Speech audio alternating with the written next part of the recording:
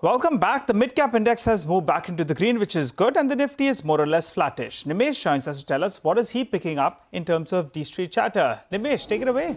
Hi Nigel, after the huge volatility last week, a bit of consolidation in today's market, and rightly so, towards the all-time highs. You're seeing some bit of profit booking as well in some select stocks. But from a flow perspective, the number may look large, but do account for that big emphasis block, which was $800 million. So it will get reflected on the numbers, both on the DI and FI side, because I understand large part of the book was bid by domestic mutual funds, so that number need to account for. In terms of sectors, there is a bit of momentum back in cement stocks, so those are well bid, and so are the some select chemical names as well.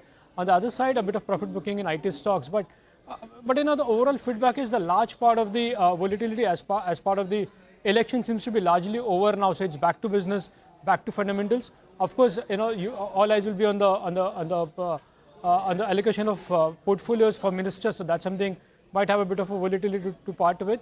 But large part of the volatility is done with, so back to fundamentals. And from a flow perspective, some bit of buying has emerged in cement and chemical stocks today. All right, Nimish, what about individual stocks? What are you picking up?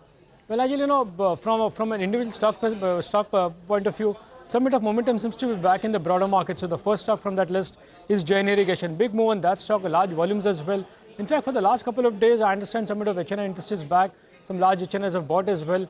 And that leads to a bit of momentum in that particular name in today's market as well. So that's the first name. The second stock is Tata Communications. Within the telecom names, this is one stock which has relatively underperformed of late, but now some bit of buying seems to be back on that stock. So the volumes are on the higher side.